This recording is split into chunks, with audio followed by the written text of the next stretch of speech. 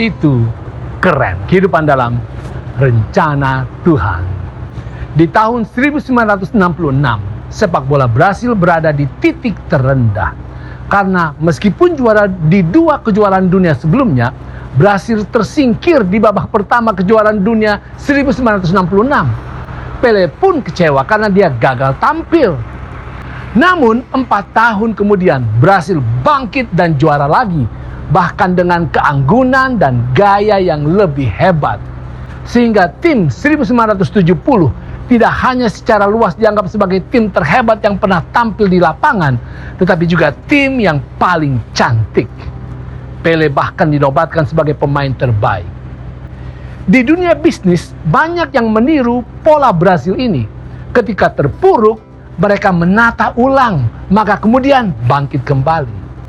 Apakah kualitas yang penting bagi para pengusaha untuk bangkit? McKinsey & Company, sebuah perusahaan yang terpercaya dan sangat berpengaruh, menyebutkan 5R. Resolve, Resilience, Return, Reimagination, dan Reform. Atau terjemahan bebasnya bisa kita katakan 5T. Tekad, tangguh, tampil, terawang atau reimagination, tata ulang atau reformasi. Bagaimana dengan kebangkitan secara agama? Yosia senantiasa menjadi contoh di dalam kebangkitan dari keterpurukan agama. Apa yang dia lakukan? Dia membangun kembali religious economy kerajaannya. Dia memperbaiki bait suci. Dia memulihkan perbaktian kepada Tuhan. Dia menyingkirkan semua patung bangsa-bangsa lain. Tetapi pada tahun ke-18 pemerintahannya, reformasi Yosia menyentuh hal yang paling mendasar, yaitu ketika ditemukannya kitab ulangan. 2 Raja-Raja 22 ayat 8 mengatakan, "Berkatalah imam besar Hilkia kepada Safan panitera itu, telah kutemukan kitab Taurat itu di rumah Tuhan." Lalu Hilkia memberikan kitab itu kepada Safan dan Safan terus membacanya. Dan diceritakan bahwa kitab itu dibacakan kepada raja.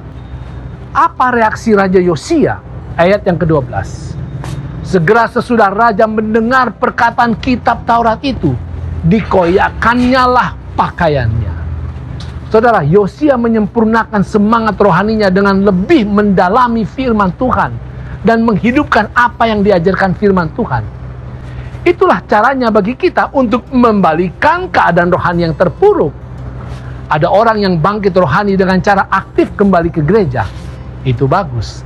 Ada orang yang bangkit rohani dengan cara rajin melayani. Itu bagus. Ada orang yang bangkit rohani dengan cara banyak berdoa. Itu bagus. Ada orang yang bangkit rohani dengan cara lebih mengasihi orang. Itu bagus. Tetapi ketahuilah, kebangkitan rohani sejati harus ditopang oleh penyelidikan firman Tuhan yang lebih mendalam. Karena hanya dengan kerohanian yang berdasarkan firman Tuhan saja akan berdampak, yang akan kokoh, yang akan bertumbuh, dan yang akan tangguh, yang akan membawa hubungan yang erat dengan Tuhan, dan yang akan membawa terang kebenaran Tuhan terus bersinar di dunia yang gelap melalui Anda dan saya. Saudara, kebangunan rohani Yosia terus bersinar dan berdampak kepada generasi berikutnya. Nabi Yeremia memperoleh inspirasi oleh kebangunan rohani Yosia. Berikutnya, Nabi Daniel memperoleh inspirasi oleh Nabi Yeremia, juga Nabi Yehezkiel. Dalam semuanya ini, kitab ulangan sangat berperan terus untuk menjadi dasar kebangunan rohani mereka. Saudara, bangkitlah, carilah Tuhan, selidikilah dan hiduplah sesuai dengan firman Tuhan. Itu keren.